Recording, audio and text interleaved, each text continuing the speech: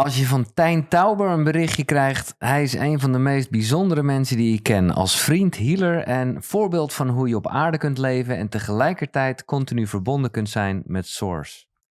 Ja, dan ben je natuurlijk gelijk al geraakt. Dus natuurlijk heb ik hem uitgenodigd. Ik ben helemaal in zijn leven gedoken zoals ik dat graag doe. En ik dacht, wow, wat een fenomeen. I'm just saying good things. Okay. Yeah, because Tijn, your friend, and for me, well, as a light friend as well, he introduced me to you, José Antonio Manchado. Do I pronounce it right? Yes, correct. Yes? Okay. Yeah. Hij is schrijver, hij is meditatieleraar, hij is bezig met sound, met gongs en dingen. En hij is healer. If you have to choose, and of course you don't have a card with your name on it, that's pretty old-fashioned, but what will be the title? What will be your own title? So, of course, your name, and then something what kind of like description? Mind the programmer. Deprogrammer. The programmer. Yeah. Yes. Because we've been programmed in so many ideas, so many beliefs, and we're suffering because of this. Even the belief in death, you know, people that are afraid of dying, and they have the wrong idea because they think death is the opposite to life, and what is opposite is fear. And if you're afraid, you're already dead. Yeah, okay. We'll talk about the power of fear, which is pretty big. But I just told you, and the listeners and viewers know it. I just became father, so I'm thinking. Do you think it is necessary to deprogram, or could it be possible for me as a father to program direct in the good way without all the limited beliefs and things? Or is it a necessary journey you have to make? Okay, I like to explain it very simple. Okay, imagine there is only one tree and you're a branch, okay? And you as a branch, you get connected with another female branch in your case, and you both have a little branch. You will be programmed to say, this is my branch. Then you're going to suffer because it's not yours. It's from the tree. That's the only thing you have to take in consideration in order to really enjoy that kids and that experience as a family with consciousness. Not like they belong to me. No. It's like, no, we belong to the tree. Let's have fun. And from there, you have an amazing experience with your child. All right. But, well, what do you think about ego? The ego is a choice. You know, right now you have the choice of, okay, I'm going to experience myself as the tree, or I'm going to use a different way of experiencing myself with a filter called the separate self, or the idea that I'm just a branch separating from the tree. And then you have a choice.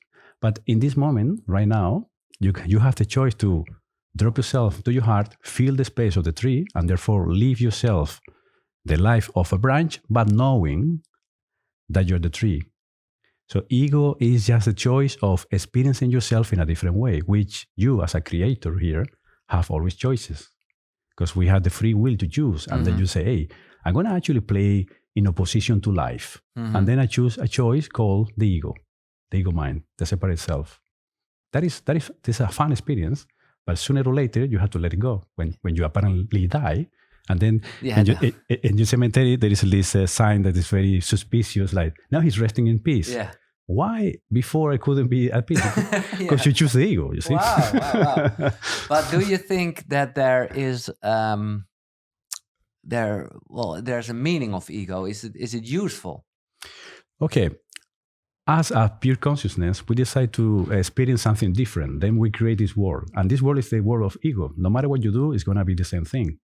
It's going to be dual. It's going to be the morning, it's going to be the night, it's going to be peace, it's going to be the opposite to that, it's going to be love and fear. We want to explore this.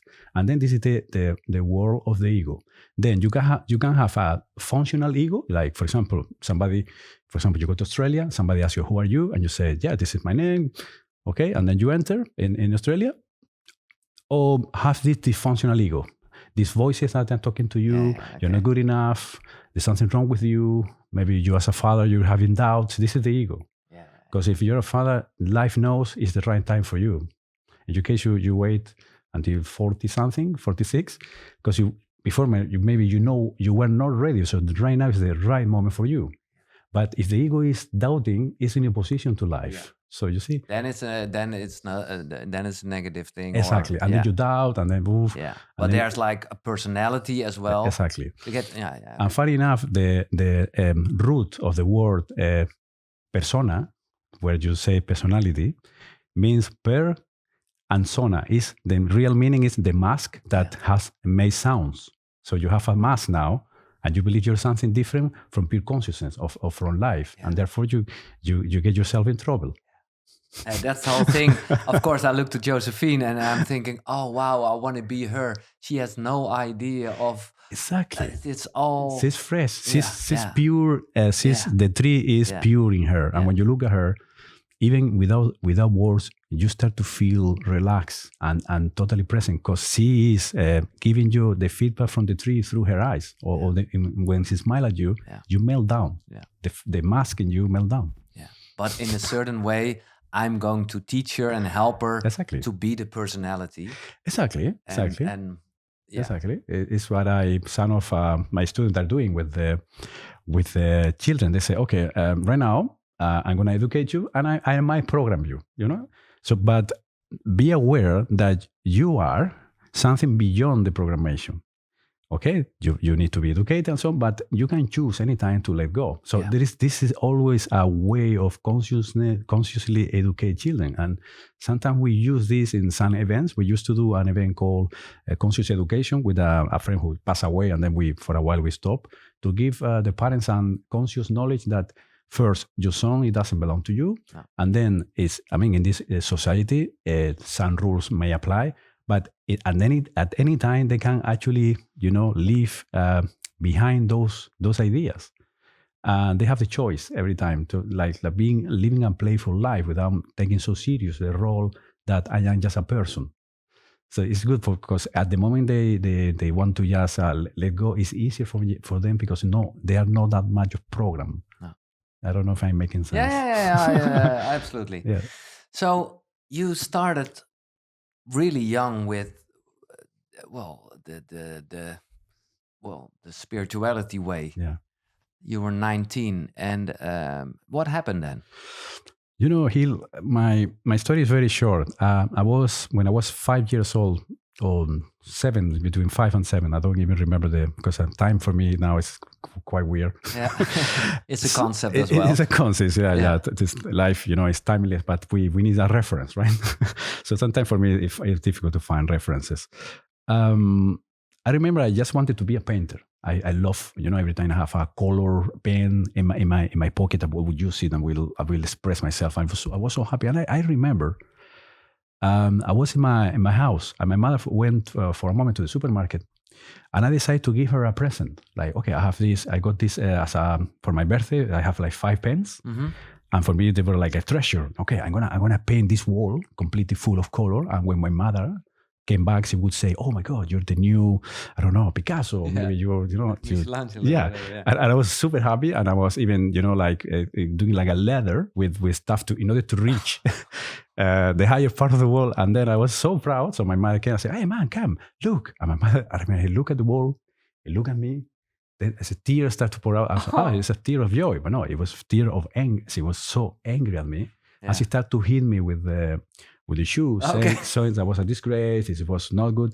And then I repressed my artist soul back, and I was so afraid after to express myself. So I was living my life looking for external validation, especially for my parents. So what happened after, I started to be having anxiety attacks, panic attacks, until I was 19. I remember even I wanted to kill myself, but no like a typical way, cutting your veins or hang yourself. No, I wanted to kill myself by surfing big wave and maybe smash myself against the rocks. But, when you are obsessed about something, nothing of that happen. So I couldn't kill myself like that. So I was like, man, I have to try something else. And then I remember I was in the morning surfing. I look at the sky and I felt like something was listening to me. So I was, oh, that's weird. And then I asked, hey, whatever is there, if there is a path I may follow, please place it in front of me because I even willing to die trying to search for the truth. And then next day, I found like a poster. So it was kind of fold. And I look at it and I said, tonight, there is a conference of a Lama called Lama Sanjay about how to deal with your conflict emotions. I said, hey, this is for me. So I went there and I saw this old Lama just laughing without reason, say, don't believe anything I say. You try this, try that. And I started to try this and I said, man, this is a huge difference. I feel different. I feel less afraid. And then after the event, I ran to San German people who brought this Lama from the Himalayas, because apparently the next day they have like sun events. And I said, hey, can I join? I said, yeah, but you have to pay this price. And I didn't have money. And I said, can I cook? They said, yeah, but we have cooks. Can I clean? Yeah, we have cleaners. And then, okay, so I was about to give up. And the guy came and said, hey, because I was the younger kid there. So everybody was in the 60s. And I was one guy in his 19s. You know? Yeah. I said, hey, what this guy wants? He said, no, he wants to join. He wants to join. I said, why don't you take us in the morning for excursions? Because we are alone in the morning. We're not doing anything because the events are in the afternoon. So in the morning, you can take us around the island. And I said, okay, it's like a karma yoga thing. You know, I do something for you, you do something for me. So for 3 years and a half, I was taking these lamas, having with them an excursion, and then I became friends, like really close friends. Like we were making jokes, we were fighting, because I didn't treat them like you know, like these people who are placing their hands together. You know, you're like super master. They were like more like my friends. And from there, I started to learn from them.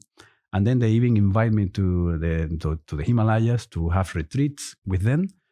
But for me, it was like, I don't really want to go to Nepal or to the Himalayas I did it for them because they were my friends. Yeah, okay. Because for me, it was very expensive. That's how you rolled in. And then when I realized, hey, man, I'm a totally different being.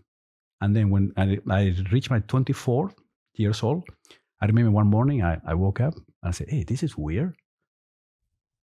I don't hear any voices in my head. And I remember it was a little bit of light coming from the window and some little dust like moving in slow motion. I was like, no, I'm dreaming. Then I went back to sleep and then I woke up again and it was the same situation. I said, oh, I have a problem now because everything is slowed down. And when my mother was talking to me, every time she talked, it sounds very, very, very weird. Like, I don't understand. But somehow I understand without words. It was very weird. So then I realized that I have to do something. So I called my master. I went to see them for 3 months in order to adjust my new state to the world. And from there, my adventure started, as you say, in this spiritual world. Mm-hmm. But what I like is to simplify things because I learned from simple masters. I didn't have orthodox ways or belief or anything. That's why when you ask me about the books, hey, I haven't read books because in my heart, in your heart, there is a tree full of wisdom. So you can access anytime and download all that information. And if you like, you can write books. For example, I have written a few books, but the thing is, it's good to have as a reference some nice books. Exactly. But when you found the wisdom within, you don't need any external stuff anymore. No. So one of one of the friends, is that Mr. Diaz? Mr. Diaz is like the nickname because he's one of my masters. Yeah. So I get really close to him because this guy is half American, half from Canary Islands, half Spanish. Yeah. But he's been always learning from masters. And for me, he's a reference because when I saw this guy, that for me is an awakening being, mm-hmm. that he was an Asian person able to do that. For me, it destroyed my mindset only for Asian people. You know, Buddha, it was from Asia. So everybody had to be from Tibet. And when I saw this guy, I said, okay, he's my reference. So yeah, in the book it's called Mr. Diaz, but his name is different. He said, please, I don't want to be involved in many people trying to search for, to look for me because I have to have my private life. But in the book it's called Mr. Diaz. It's a real person. Het boek waar ik het over heb is Be Happier Than the Dalai Lama. Great title, of course. Yeah. And there's another book with a great title as well. Are You Ill? Congratulations. But let's go one step back to, well, you were 19 because I read somewhere that there was like, the tragic death of a family. But I don't know what happened there. Well, for me, that was it break all my kind of mindsets, because I remember the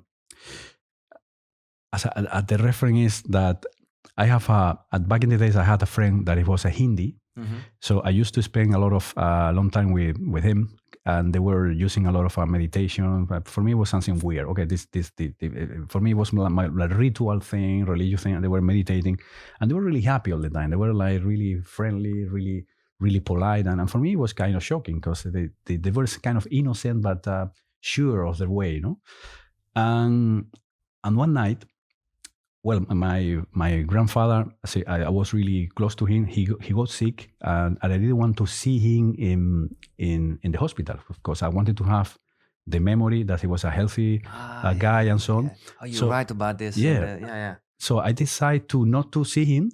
But one day my father took the keys of my car, so I had to go to the hospital, because I thought my father was there. And I entered and saw my grandfather before dying, like screaming, holding the blankets, like fighting, like, oh man.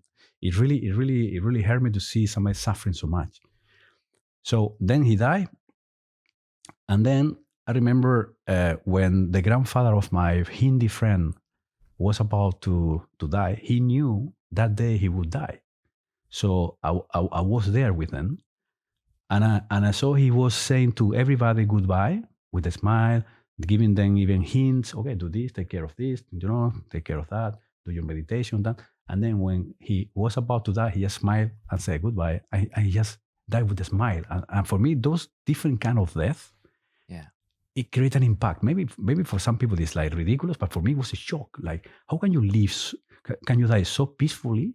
How can you die so in pain? And then I started to look for answers. So I interviewed a lot of people.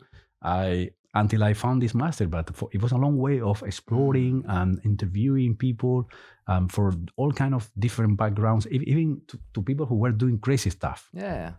I believe in who knows. So please tell me about it. So I wanted to learn about everything. And do your parents still live now? Yeah, they're alive. Okay. They're alive. Yeah, and I have a beautiful relationship now with them, because when I discovered that everything that they did in the past to me, that they didn't do anything, it was part of my mastership. Like when my mother hit me, it was love behind this. So everything that happened to you, you have a mastership as in disguise. It's like a seed. You can be a victim, and then the lesson repeat itself, or you can actually access to the wisdom that is there. And now when I look at them, I feel so much joy, because now they're free to be themselves, and I'm free to be me. So it's a fantastic relationship that we have now. And they are proud now, because there were some parts that they were thinking, oh, why is our son doing these crazy things instead of just a normal job? Yeah, my mother, she was shocked, because I changed my profession. Let's say I quit everything, and I started to become like, okay, I'm going to help others. I'm going to help others to heal and to connect with the true self. And my mother, she didn't understand that. And she said, but what do you do? And I said, I do this kind of similar to Reiki, like I project things with my hands. And then people would ask her, and she didn't know, and say, hey, now what is the profession of your son? He said, he's doing something with his hands. And okay, what he's doing? Yes, like ranking. She said, he's doing ranking. Oh, he's a boxer, ranking 1, ranking 2. It was screaming, like, leave me alone. And she would leave, because she couldn't be proud anymore of me. For me, she actually said I was a disgrace for the family, because back in the days, I was not known by anyone. No. But the beautiful thing is I keep my path. They didn't talk to me for 2 years, because they thought I was the disgrace of the family. But then I was treating friends of them, and they were having an amazing healing. And then they say, hey, congratulations for your son. I said, what do you mean? He did that to me. Oh, really? And then they start to get closer. Oh, you're helping people. Oh, and then they start to realize, because I knew they need time to understand what I was doing. Yeah. But it's a strong moment, and when your parents give you the back, and they don't support you anymore. No. But at the same time, you know that is your path, and you keep on walking. And as you said, it's all because of love, because they wanted me to be successful in the way they thought success. Exactly. It also is tasting testing your faith. For me, it was clear that was my path. And when your parents they say, don't do that, you're the disgrace of the family, some people may freak out and come back to the normality of the branches. But I wanted to be in the tree. Yeah. And as I say, I'd rather die than leave this path. And this path, it was not following anyone. It was just following the tree in me. They have no name. No. Right? There is no external guru. I mean, there is some people who can guide you. That's for sure. This is very productive. But once you have the guidance, go all the way, like a slide from the branches to the tree, and enjoy the ride. Yeah. That's I don't know if you know, but the name of this podcast is KUKURU, and it stands for I made this up myself. Because it's like it's in you. There is not a guru outside. You are your own guru. Yeah. We need sometimes reference because we are so lost. That's why we talk about this, and you write books. Exactly. Otherwise, we wouldn't be here, right? Yeah. And you with your conscious podcast, you're giving guidance to people. Yeah. Yeah. Be happier than the Dalai Lama. It's not. It's a funny title. It's already 6 years old now? No, 10 years already. 10 years already. It was finished in 2014. Oh, wow. And it's great because it's with some classic, almost ancient Buddha stories, but it's your own life story with surfing and painting. And I have a question. I have never heard it before. Tonglen. What's that? Tonglen is a Sanskrit Tibetan word. Say giving and take. It's about, for example, if you see somebody who is suffering, instead of saying, "Oh, thanks God, it's not me," it's what the ego would do, or "Oh, I'm glad that the others they are, in that situation, not me," or "I wish I could help." You say, "Actually, I'm gonna help." How? When you breathe in, but first, this is like a little meditation. You drop yourself to your heart, and you connect with your heart, and from there, it's like the intention that you have like a flame, like a fire. So when you breathe in, you take the suffering of the person like a black cloud, place it in that fire. Then you do like an alchemy, and when you breathe out, you project life into them.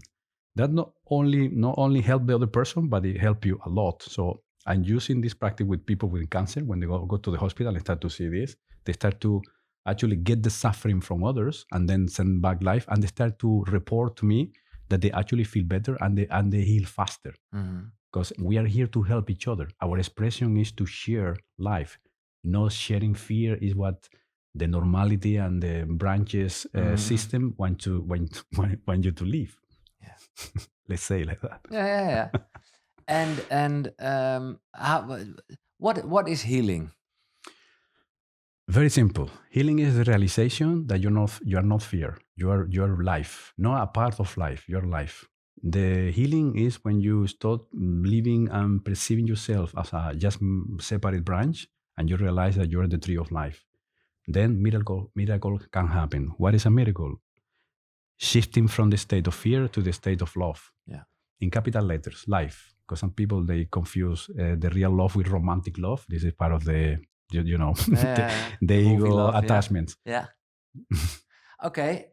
But how do you see it? Do you have like a special gift that you can help people? Or is it or is it you show people how they can do it themselves? Can other people heal somebody, or can you just only heal yourself? How do you see when we're born, we have the capacity to access to that energetic field. It's when for example, you see the kids and place it in their hands when they feel hurt, or even you will see, for example, sometimes when you get distracted and you start to have preoccupations, you may see probably your daughter come to you and maybe touch your forehead. This is actually a healing from her, reminding you, hey, you're not just a branch, worry, trying to control the situation, trust. She will help me, she will heal me. She will smile, she will touch you, she will say something, okay? So everybody have that, but we get to start program and then we forget that. So what I'm doing is bringing them like specific systems like Dharma Shamanic, Rip Energetic Healing, and another one that is Tibetan holograms, organic flow. This is from the same masters. And then I teach them how to do it, and then they have the access again to that energy flow, and from there some magic start to happen. But let's say I'm not gifted. The only gift that I have is that I really let myself out of the equation, and then life can go and practice all this healing through me. If, for example, yesterday, when I start an event in front of 100 persons, I say, hey guys, I have to say something. Sorry for what I'm going to say. This is not me. This is life. And all the synchronicities, everything that happened in my events is life helping that group. And I'm translating what life they're saying through them. And they say, how do you know that? I say, it's not me who knows. It's life. So I can access to all the branches. For example, if there is the branch number 80 in the room, and he asks me a question, I will connect with that branch, and the three me will know exactly the answer, because in your question, the answer is there. Mm-hmm. But it's very subtle, and it's in silence. It's a language that we forgot, the silence. Yeah. And then I'll access to that, and I say, how do you know that? And I said, there is no like a physical or personality knowing. Is the life that is there that it knows because it got the wisdom. Yeah. So you see how it works. Yeah. So as I now have this thing, this picture in my head that you are a very clear mirror. Exactly. A mirror, when it reflects the image back, it doesn't have an opinion. It doesn't tell you anything, but probably what you see there is going to hurt you. Yeah. For example, let's say that today you were playing with your daughter and you are full of ink everywhere. You were being painting with her. Yeah. And then you look at the mirror, oh, I don't like that mirror. You start to destroy it, or you start to cover it, It's what we do with the relationship. They're mirrors. We have relationship, could be, like intimate, or it could be friendships, or it could be in your work, or people who are cooperating with you. They're reflecting back our mindset. And instead of fighting against or try to destroy them, bless them and do the transformation within by looking at the mirror. So that's it. But that brings me to, are you ill? Congratulations. Discover the opportunity in illness. Yeah. And I love this, José. But of course, you were aware of the fact that people will go mad when they hear this. Yeah, when I was talking to the publisher, he said, man, you're going to be in trouble. Yeah, and I said, a little bit of trouble for now. Always and then, good. Yes. No, the thing is, when somebody gets sick and they see it as let's say a punishment, it's because of my karma, there's something wrong with me. And then you hear that say, no, it's actually the tree of life telling you, hey, don't leave yourself off a branch full of fear. Don't forget the dreams that you have. Don't forget you're here to enjoy. That life is supposed to be joyful. Mm-hmm. And then it sends you, for example, a cancer or any illness in order to transform yourself through the experience. You're like a caterpillar going through a cocoon and then become a butterfly. There is like a crisis there. And if you access to with this idea that, hey, life is doing something, it's helping me. Like Carl Buster Jung, I think he said, a sickness is the effort that Mother Earth does in order to heal the man, right?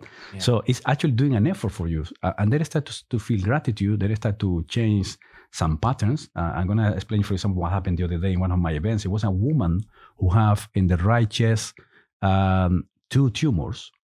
Each of them, they were 2 centimeters each. And I just asked a question. What happened 2 years ago? 2 centimeters 2 years ago. And I said, I have a conflict with my husband. We got separated. And not only that, but my son also took a side, and then he left with him. So you see 2 conflicts, 2 centimeters, 2 centimeters, 2 years. Mm-hmm. So the only thing he had to be at peace with the situation, and there those tumors start to dissolve. Yeah. The thing is, you don't have to believe it. It's just listen that every symptom that you have, it have a cause, and if you deactivate the cause, the symptoms are gone. But what we do, we fight against the symptoms, and then you have that to be afraid, and then a metastasis can happen because there is more conflict related to fear. Yeah. So you say the cancer, for example, in this is like a symptom. A cancer is a symptom of a deeper cause. If you see somebody who has cancer, if you ask the question, are you living your life or the life of others? They, in the 99% of the cases, they will tell you, I forgot about my life. I was living by external validation. I was doing so much for others. I forgot about myself, and now I'm so angry. Yeah. You will feel that pattern. If you see why people who die of cancer, they are supposed, they look like good people. No, I don't understand. He was such a good person. And the bad guys, they are very healthy. Yeah. They're congruent. And I'm not saying, for me, there's no good or bad. But if you're congruent, if I like this, I do it, you're fine. But if you like that and you repress that, you start to be sick. Yeah, because that's like poison. Exactly, because you're repressing. Yeah. You're repressing down, for example, I don't know, some people, they are born to be an artist and then they decide to be in an office, repressing down everything. And then they start to feel depressed. And then that depression lead to some symptoms. And then they get the cancer. So I'm not saying, because this is a radical message, but now it's open up because people are trying, and I know the only one who's talking about it.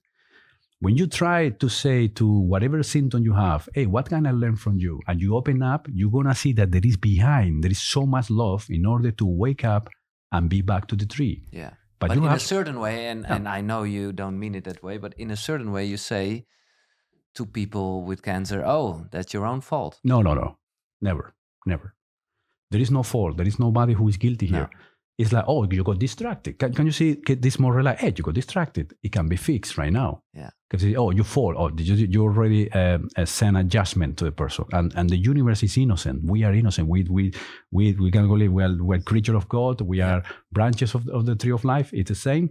You can never be guilty of anything. No. There is no fault. You just try a different way, and now it's try to adjust. There's no good and bad. No. It's for me, I don't see a dualistic thing here. It's a thing like you got distracted. Now you have the opportunity. Cancer require more consciousness. Maybe you have a headache. It's like when you went too far away. Now cancer is telling you, hey, get back to the source without dying. So you understand what I'm saying? Yeah. But you have to die to your own version. That old version have to die. You know, the one that you deny who you are, the one that is looking for external validation, that version has to die. So it's a little death. Yeah, a little death, yeah. And I don't know if you came up with this or your master, or maybe it's for somebody else, it doesn't matter. But that's a great thing to imagine, that if in your car, the dashboard is saying, oh, you're driving without oil, what you never would do is, you can explain it better. Add a sticker with a smile, oh, nothing happened. You know, like, I think there's a super quote said, okay, you can ignore the reality, but you can never ignore the consequences of ignoring the reality.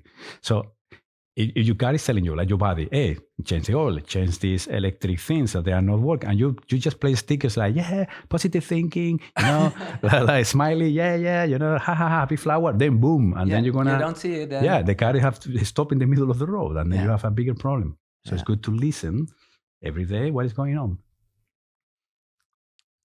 And what are, of course, there are several kind of, let's call it poisons. Things where you can get sick from, or what do you think is one of the most heavy poisons that people aren't aware of? Of course, if you steal, if you will be bad, we all know that's more the karma thing, we all know. But somewhere in your book, I thought, oh wow, like you mentioned validation of other people and really small. Yeah, there is 3 foundation of fear that is actually creating this mindset of separation. You know, it's what I said to people. You know, if you have thought in your head, the thought, they are not bad or good. They are just the symptoms of where you are in your mindset. The more thought you have, the more in the branches you are, and the less in the tree. So that's why when people come to my events or they practice the meditation I share, they feel, hey, very weird. There is no thoughts anymore. But I'm here and I understand and I can live my life. So there is no controlling, there is no overthinking. Oh my God, what happened? But they're super happy. Can you see that now you're smiling? Before it was like really hard for you? Yeah. So the three foundations of fear is the need of external validation. We're all the time looking for external validation. Therefore, you forget about yourself.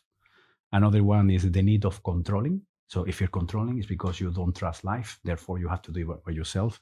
If we deny the three, you have to create a substitute of the three, or substitute of God. It's called. It's like a mindset of thought that now they're my guidance, and this guiding is actually misguiding. It's misguiding you to look where there is actually nothing. In the illusion, the love that I am, I'm gonna deny, and I'm gonna look in a relationship for that love, and therefore, good luck with that, because you're gonna hurt yourself. And another one is the need of security. We're looking for security instead of for freedom. We want to be safe. Therefore, then I'm gonna be happy. A safe work, a safe thing, a safe relationship. Everything has to be safe.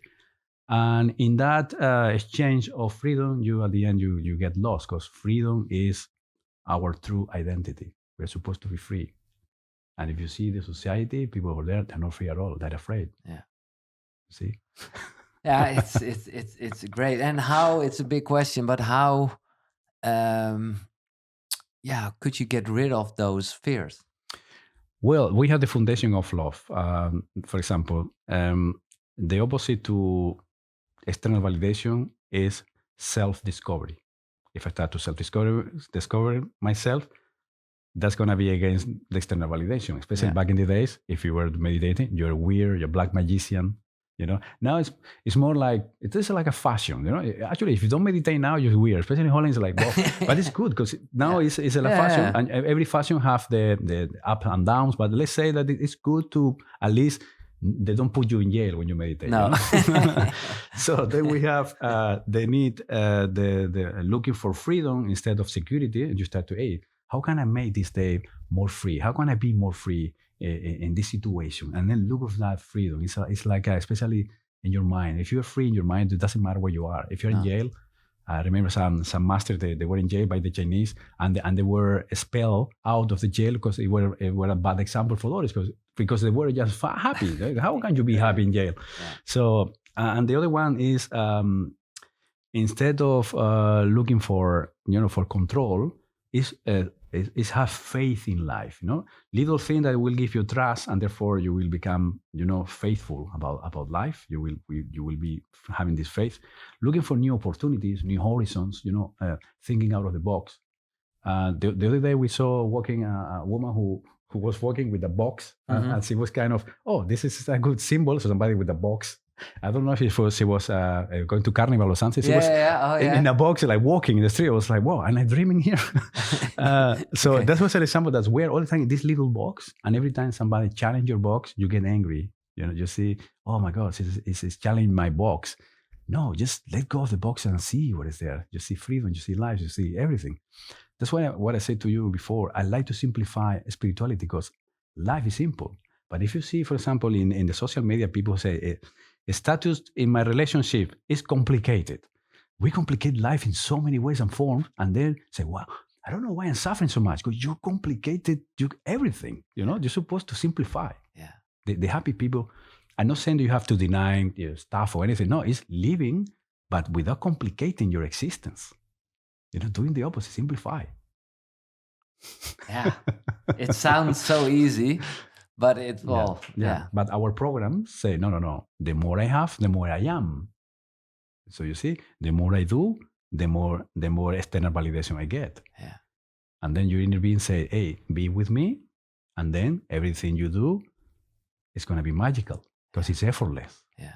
And here is, the more you sacrifice yourself, the more maybe you will get a statue somewhere, and they will have a place for you in the Wikipedia, That's then you're special. Yeah, exactly. Yeah. Special branch. What for me is, of course, Josephine, my daughter, is my biggest master, and gives me a lot of inspiration. How old is she now? 5 months. 5 months. Wow, yeah. That's fantastic. She's in the tree right now. Yeah, exactly. But and because she's like a mirror for me as well, and I would like to say I used to be, but I still am impatient. And she's learning me to be more patient. Yeah. Is that meditation as well, or do you have like another practice to train to be patient? Yeah, this is more like impatient is, something that is very based on the fact that I don't respect that life has its own flow.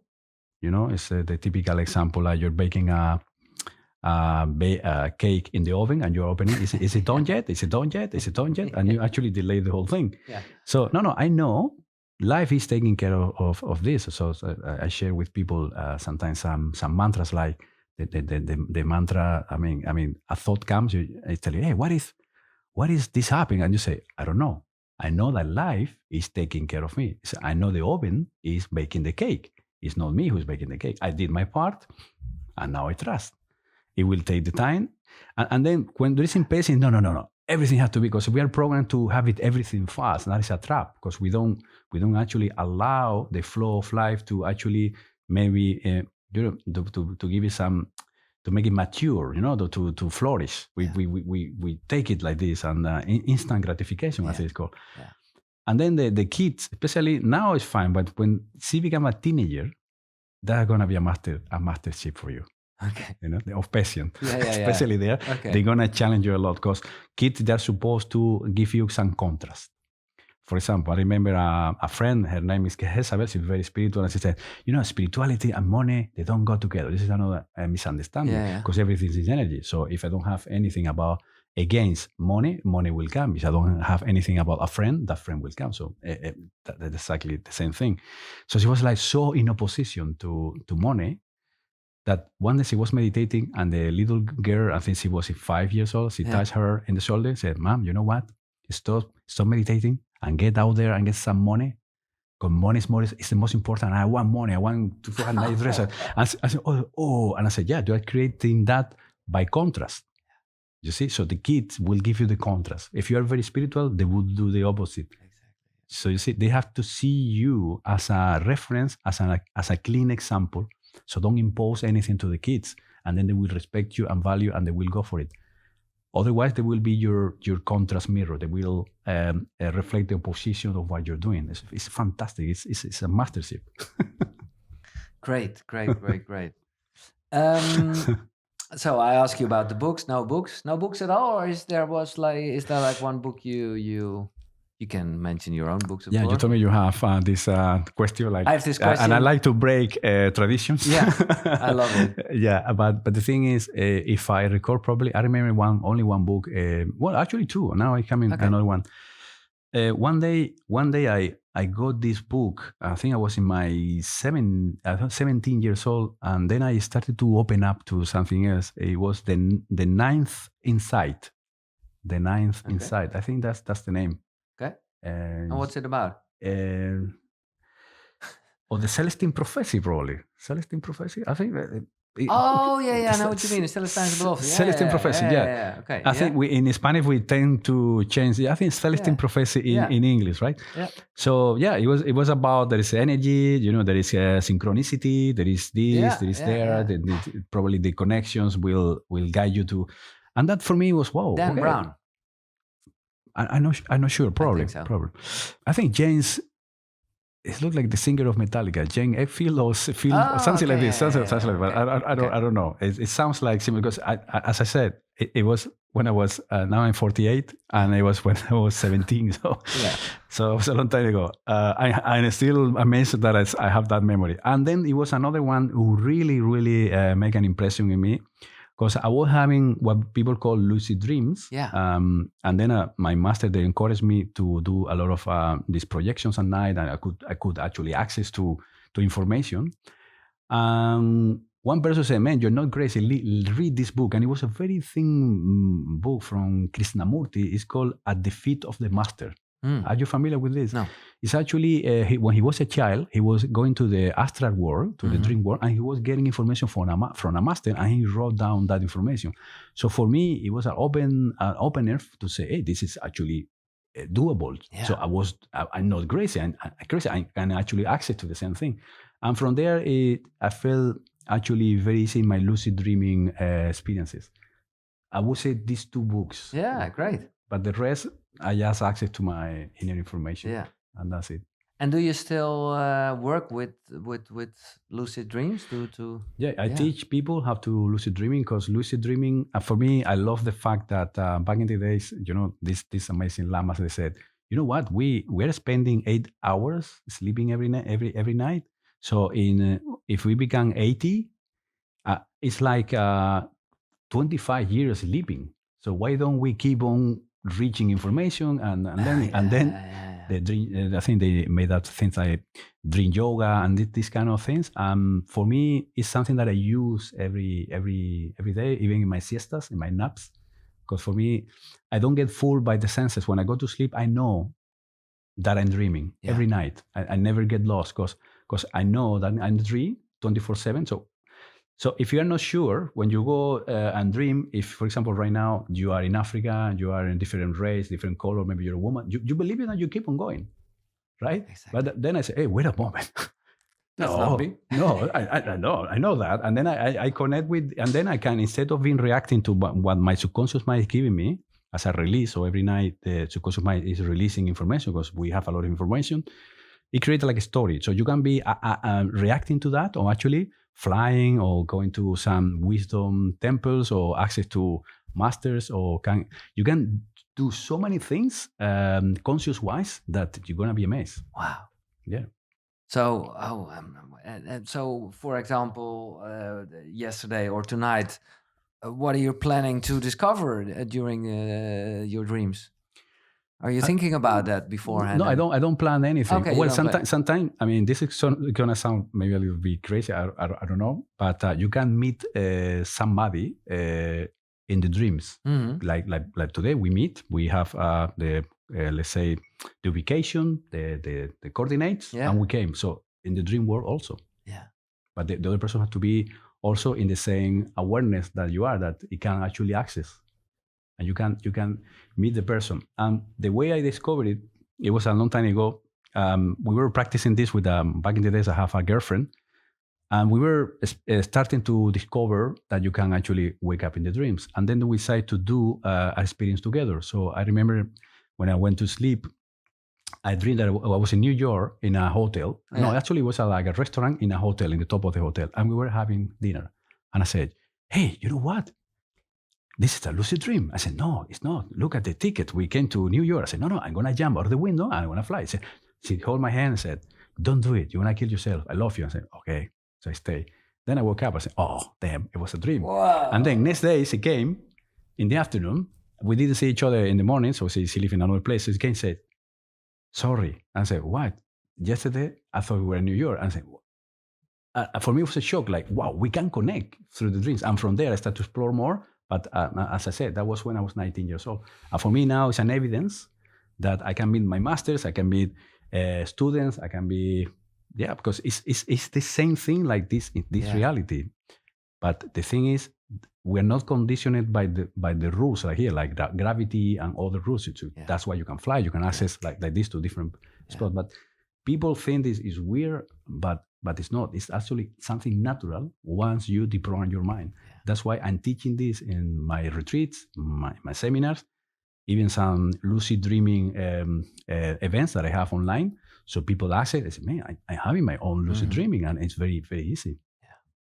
But it's, again, the limits we have in our mind that takes us away from these kind of things. That's what I say when you ask me, how do you define yourself? Well, I don't have a definition of it, but if you push me, it's like, I'm a mind deprogrammer. Yeah. I'm deprogram mindsets. Yeah. Because once you deprogram something like it's not possible, now what? For example, this is a story that it touched my heart, because actually I met the guy. It was a guy in mainland in Spain. He lived in a farmer. He used to be a farmer, and he started to feel sick in the stomach. So he went to the doctor, and the doctor said, you know what? You have a terminal cancer. So just enjoy your life. Your family, and that's it, because there's nothing to do, because it's very advanced. You have terminal cancer. So the guy left, but 7 years later he had to do a checkout, and the same doctor was there. He said, hey, are you still alive? Yeah, you told me I have a terminal cancer. The cancer is finished, it's terminal. So terminal means it's gone. So you see, he was not programmed that he would die. He listened and believed, it's terminal, it's gone. Oh, thank you. I'm going to enjoy, as you say. So that's an example. Yeah. And this is the good part. But on the opposite, there's one story in one of your books. It's about levitation, and why don't you do that? Well, because somebody told me it's not possible. Exactly. And that's exactly, because in the Himalayas there are some reports that some master they could reach caves that they are really high by flying. But again, if you listen to that and you say, I don't believe it, but they're there, and there are stories, Milarepa and others, that they could fly. But again, this is something I don't share, because people, they want to have special effects instead of going deeper in the heart. I have another question I always ask beside the books, and that's, do you have like a morning routine? When I was reading the books, yes. When I started my first one, the Be Happier Than the Dalai Lama, for me it was a shock, because I met a guy in a party that he said, I'm writing a book also. I've been writing the book for almost 30 years. And I said, no, I don't want that. And then I started to talk to people who wrote books. And I said, man, I don't want to wait 30 years. And then in a year and a half, I wrote it, because every day in the morning, I have the discipline, like, okay, let's just hit the keyboard, boom, boom, boom, boom, boom, boom. And then I did it in a year and a half. And then it was a friend that correct a little bit the style and the spelling mistakes. Sometimes I would test with people, hey, do you understand this chapter? No. Because sometimes you write and you're the only one who understands, but if it's very non-dualistic. And then I add some dualistic thing and then say, okay, and sometimes to my mom, do you understand this? Oh yeah, fantastic. And then, okay, so if my mother could read it and understand it, it's fine. And then that was the morning routine. But do you have like a daily meditation practice, or I don't know? For me, when I started, I have my own routines of meditations that they actually make the difference. But when you start, you do meditation, and after you become the meditation. So for me, I don't need practicing, because right now I am in 24/7 in the tree and here. There is nothing else I want to do. But then I practice some other thing for masters it's different. It's to read deeper into the subconscious mind, going deeper and so on, especially lucid dreaming and so on. But let's say I don't have a daily practice now, because I used to need it in order to access where I am now. So that's the good thing. You don't have to practice your whole life. No. It's like, for example, if you want to go to Breda, I think it's I don't know how many kilometers from here, you need first a map and the action of going there. Once you reach it, you drop the map, you drop the actions to get there, and you just enjoy. Yeah. You can train everything. Exactly. How do you train your intuition? Intuition is the word come in, means inside. Tuitor means teacher. If your inner teacher. It's not a matter of training it. It's a matter of dropping yourself in the space, in consciousness, and from there, intuition will come like this. All of a sudden, since you're not thinking, you can listen to this silent guidance that is you, and you start to understand it. It's very subtle. Love, it doesn't impose, while the ego is imposing all the time, the fear. So it's more like, how do you can get silent enough to hear the inner voice? Your inner master is calling you. Imagine you have a phone and there is only one line, and he's calling you every day. Hey, you know what? I have this for you. And you are busy in the other line with the ego, talking like, what about this? What about that? I don't have time. And then what do they think about me? You know, blah, blah, blah, and blah, blah, blah, blah, blah. And they keep on calling you. Hey, I love you. Hey, I love you. And then there's a moment you go to retreat, or you are with your daughter, you're totally present, and then you feel something like a call. Oh my God. Oh. And then the other guy called you. Hey, what happened? I just got this call. No, blah, blah, blah, blah, blah, blah. And again, you get the line off again, you see? So that's the intuition. It's an example is, for a while, give yourself a little holiday from yourself. Boom. Stay in pure consciousness there. And then you start to listen the subtleties. And in these subtleties is where you listen to God, to pure consciousness, to the inner Buddha. It doesn't matter how you call it. I like to, give this symbol of the tree of life is calling you. Hey, you're not just a branch. I'm here with you. Oh my God. And now the branch mindset who is talking to you doesn't have the power because now you are in a different frequency. The thoughts are there because you have this mindset who is vibrating in a different frequency. The frequency is fear and separation, and the other one is oneness and unity. So you're there. Oh, and the more you're there, for you, it's gonna be. It's like, yeah, feel at home, and then you get used to this, and then you can stay there 24/7. But when we're born, like your daughter, she's there. Yeah, she's there, and you can feel it. Yeah, that's why even when you're stressed out, you see a baby, like, because it just for her, there's only now, of course. Exactly. Yeah. But well, you are like a lot of light. I know people can see or people can hear it, but you're a human being as well. I don't know. Do you still surf and paint or? Yeah, I think the thing is, you don't deny the experience of the branch. I mean, you're a branch, because some people, they get radical. Like for me, it's funny to see people say, hey, there is nothing, there is no one here. There's nothing. Like a guy who was this spiritual excuse, like the girlfriend say, hey, where's the dishes? What dishes? There's no dishes. There is no you. There is no me. And then she have to do the dishes for him. And she was like with this kind of, guru, you know what? No, I mean, you don't deny the experience of the branches, but you are not attached to that. You're not taking seriously. It's open. Therefore, for example, I feel, okay, what is unfolding right now? Right now it's unfolding the experience of painting. Then I let it be, I paint. Yeah. But there is no meaning. There is no, wow, I'm a super painter. No. I just allow life to express it through me by painting. That's why when I share my paintings, people, I don't know why, but it reminds me of this place, and that's the energy of the place. I just do that. For example, I don't know if I like to dance salsa and bachata, and actually there's a chapter there, the monk who dance salsa. Yeah. So, and then I remember once I was dancing, and a girl, she came to me, oh, José Antonio Manchado. I said, yeah, gurus, they don't dance salsa. This is like an evil dance. And I said, okay, so enjoy. so when I say to you, so people have ideas. So if the experience of salsa unfolds, I want to just explore it, and that's it, because it's a way of dancing, a way of moving. But for me, I doesn't add any spiritual concept to my life. And actually, sometimes I say to people, and sometimes as a joke, sometimes it's true. When I go to have lunch, I don't want the spiritual people with me. Why? Because I don't want to be asked questions like, how can I heal this cancer or this? And then you're eating, or I'm vomiting blood. What can I do? I say, man, it's just eating. So I just like to be with friends who are more like a cyclist, or people who practice sports and surfing. Yeah, and I stopped for a while the surfing part, but soon I'm gonna come back, because now I'm more in something else, like dancing and other things. Yeah. But for me, I don't repress anything, because it comes naturally, and I just see it as it is. You see.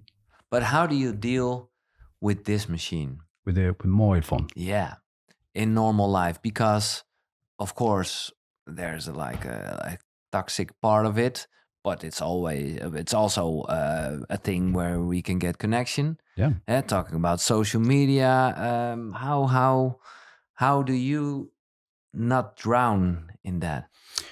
Okay, it's very simple. Many people, they are attached to the phone because deep inside there is a void, and they need to put something on that void. Yeah. Then they get distracted, and then they this never-ending scrolling down, and then they go to sleep like this with this blue light and everything, and then they don't understand why they're tired and so on. And this is like a downward spiral. For me, it's more like, okay, this is a way of communication. I don't want to get lost into it. And then I know exactly what I'm doing when I'm going to do this and that. And I know that that's the beautiful part of that we have now, that with social media, you can access to people. You have your podcast, you have, for example, some great messages. You send it out, and maybe thousands of people can get it. So I use it like this, but I'm not getting external validation. Like people, let's see how many likes I have. Sometimes I post things, and I don't realize that I put it in private. It's only me seeing. Like, oh, yes, it's me seeing, but it's the same thing. So, but I enjoy, you see. This, only one like. It was my like. You see. So sometimes I messed up, I need to have some friends who help me sometimes. But the thing is, don't get lost and know that, don't do that for external validation. And check if you have, for example, it's one thing that I tell people, hey, how many hours you spend on your phone, and they're not aware, and they start to count and say, hey man, like 5 every day, without counting Netflix at night because it's in the screen and so on. Yeah. Let's say 5. Man, if you meditate the half of those hours, wow, in a year, you'll be enlightened. You'll be the dream. Oh, let's do that. And people, when they do that, and actually in my seminars, I said 2 hours before, don't use the phone. People get a lot of, like addicted, like side effect. Oh my God, like somebody who is leaving the drugs. Yeah. But then when they do that, they start to have lucid dreaming. They rest better. They when they meditate, they fully connect. So it's about to apply balance. This is not an evil machine or anything. It's the evil with us who increase when we use this. This is a but at the same time, the good thing about us, when you use the phone, it can increase also. Yeah. Do you have experiences with Tantra? Yes, I do have experiences with Tantra, but it's a subject I don't talk. Why? Because when people get or misunderstand what I say, they use it in the wrong way. So right now, many people with respect and love, they're doing more like sexual massages, putting some Sanskrit names, and they say that is Tantra. Yeah. But the Tantra is the divine energy that we have, the energy of the... I'm going to place it very simple. You can have, for example, a sexual experience with somebody with the agenda or the intention of getting what I think is missing in me. So if you see sex, it's more like... filling something, yeah. Actually, sex is more a way of escaping from yourself. It's like you have an orgasm, then you're at the tree, and then back to the branch. And then you think that person is giving you that freedom. And then we're looking that little, And then Tantra, the real Tantra is, okay, I enter in the tree, you also enter in the tree, and from there, let's have the experience. And I'm going to leave it there. Great. I think it's a great answer, and I know exactly what you mean. It's do you have ambitions?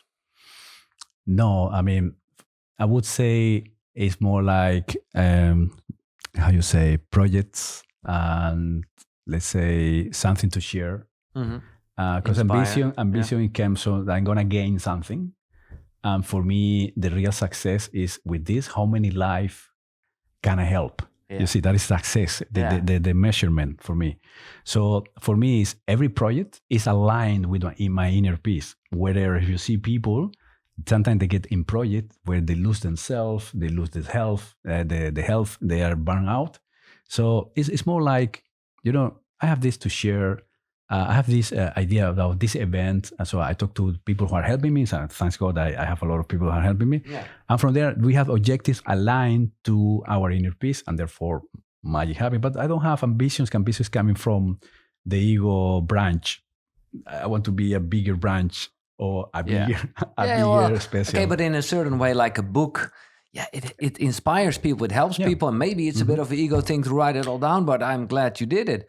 Yeah, but my point is I call it conscious projects, because if the ambition, it coming from the different, the word have energy. Yeah. But I understand what you said. Yeah, I mean, you write a book, and I mean, people, you get recognition from people also, but I was not actually looking for that. No. It was like, even I didn't know how to what name to give it, and then I was meditating and felt like the inner child, because when you're in the tree, this is like a child, and said, hey, what about Be Happy to the Dalai Lama? And when I give to my book that name, some students of mine, they were angry at me. Yeah, of course. You're disrespecting the Dalai Lama. I said, no, he actually gave me the permission, because in the Spanish, we actually have the picture of him in the cover. Oh, okay. And he gave us the permission, and actually we are paying for the rights to him. So he's having fun also. It's great that you mentioned the word inner peace, because when we just met and shook hands there, I know, of course, I started with Tijn. He introduced me to you. And then, when I was busy with this conversation, somebody sent me an old movie of you in Amsterdam at Inner Peace. Oh yeah. And then I saw it and I thought, oh wow, that's that guy, because a friend of me, he was there, and it was for him. It was like a transformational meeting. And then I thought, wow, I'm going to meet José. It's well, yeah. I don't know if you can still remember. It's on YouTube. It's several years ago. Yeah, I did. I think a couple of lectures in that event, but all of them, I just placed myself in front of the audience. I just dropped completely myself in pure consciousness, and from there, magic started to happen. It's what I love about that, and people get connected. Like the feedback I'm getting is like, the other day it was a woman crying in the audience. She was, I was reading so many books, trying to find in so many different ways and places, and here right now feeling this pure consciousness, open up.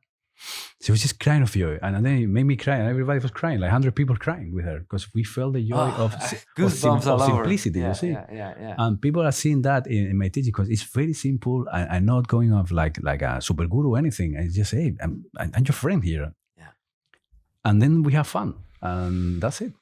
Yeah, death. What do you think about death? Well, there's so many things to share about this. But let's say, for example, when people come to me and say, I'm so afraid of death, they're not afraid of death. They are afraid because they're not living their life fully. You see? So you will regret things. Exactly. Yeah, okay. But let's go for this. I have so many experiences, going to places where people are about to die, and then they ask me to be with them, to guide them in the process, or just to hold their hands, and if you're there, you see this amazing breathing in, breathing out, deep dropping in the heart space, and then this explosion of life. If you are, if you're not too attached to the story, then for me, death is like, if you see a wave in the ocean, you see the wave. It just temporarily got the shape of the wave, and it's going to the shore. That will be life going to the shore, and then it's going to be a moment that it crashes, and then is the wave dead, or is it back to source? But it was never separate from the source. So also my master said, okay, in the lucid dreaming, make sure that before you wake up, somebody had to kill you during the dreams. So I was in every dream, so being run over by a car, somebody was cutting my body in pieces. So I was very creative in the way. So I realized there's a moment like, and you wake up. So it's gonna be the same, like, okay, it was a dream. Oh, it was an illusion. Oh, it was a joke. No, it's something like that. Yeah. Or when you wake up, thanks God, it was a dream. So. And I remember a case that it really touched my heart. I was treating a guy that he was going through a very powerful,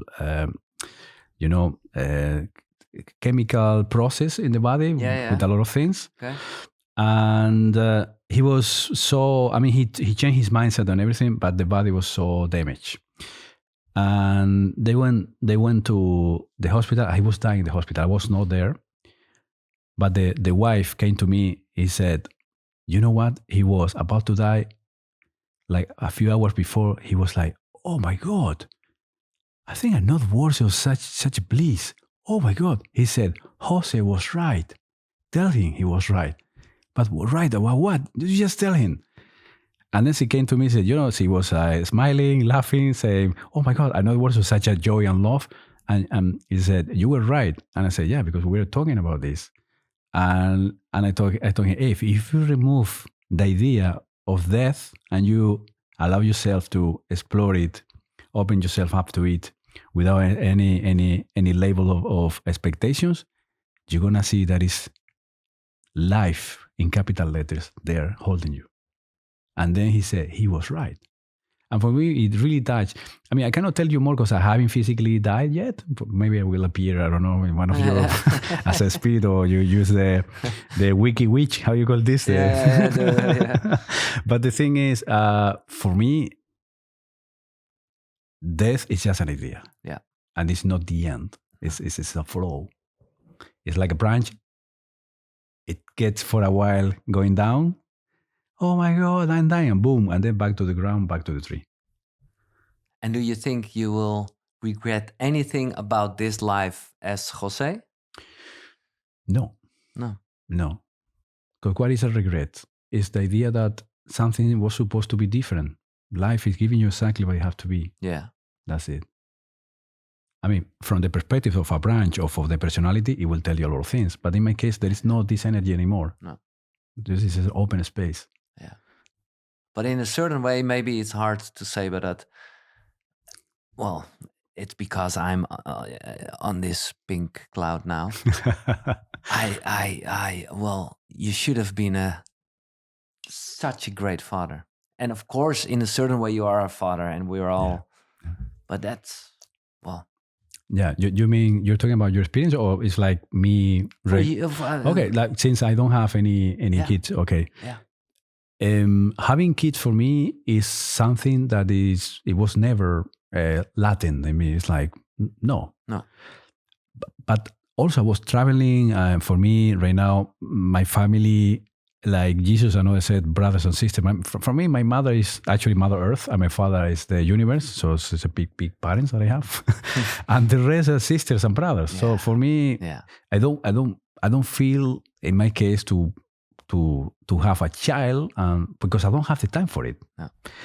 Maybe if I could have the time, I don't know. No. But it's not something I'm gonna regret, because for me, I have the experience, for example, with my nephew. Yeah, so he was like a son for me. Yeah. So I was glad to be part of his, when he was growing and everything he's learning. Now he's 28 and this is an amazing being. But it's something I'm not going to regret for sure, because nothing that I have done or I didn't do or I'm doing, for me, there is a regret. There is a lesson there and learning. And I respect that life, it bringing to me, it's something that I'm going to hug and I'm going to embrace it and I'm going to love it. So no regrets. How do you want to be remembered? I don't care. No, I know. That's, of course, you don't care. But you will be remembered. Okay. I'm gonna share with you how I perceive. So imagine tonight you're gonna dream, and you've been living in that dream for, let's say, in 8 hours you live your whole life, and then you're gonna die and you dream, and everybody, hey, how would you like to be reminded? I said, I don't know. And then boom, you wake up. Oh, do they remember me? Yeah. You understand? No, yeah, I understand. Those people in the dream, what do you think now about me? They didn't exist. No. I mean, it was like an illusion. Temporary reality is more compassionate. So for me, it's the same. So this is going to disappear. I'm going to disappear. Yeah. It's actually not José Antonio Manchado who is actually writing the books. Why do I have to take credit at the discredit? Oh, of course not. Okay. But let's focus on your nephew, for example. Okay. There will be a day that José Antonio Manchado, the body is leaving Earth, and your heart, heart isn't beating anymore. Okay. So your nephew will think, José. And what will he think? What do you think he will think? I will think this. Can you hear the silence? That would be my thought. That's the most crazy answer on this question ever. Well, it's a now what? It's all good, of course. Well, you understand that I'm feeling, to tell you the truth, it's the first time somebody with such a degree of consciousness is asking me questions and is interviewing me. So for me, it's like being at home with you. So thank you for that. Thank you so much. Thank you so much. That's a great thing you say. And Tijn was right. Of course, he was right. What a great light. Thank you for shining. Thanks to you for inviting me, for giving me the opportunity to share this and to meeting you. Fantastic. Yeah. Tijn Tower have these amazing friends and so happy to meet them. KUKURU. Ik hoop echt dat je hem net zo voelt als ik. Laat dat vooral weten. Door een reactie. Dat zou ik echt top vinden. Een hele bijzondere. Dit was KUKURU. Tot de volgende. Zonnegroet. Hoi.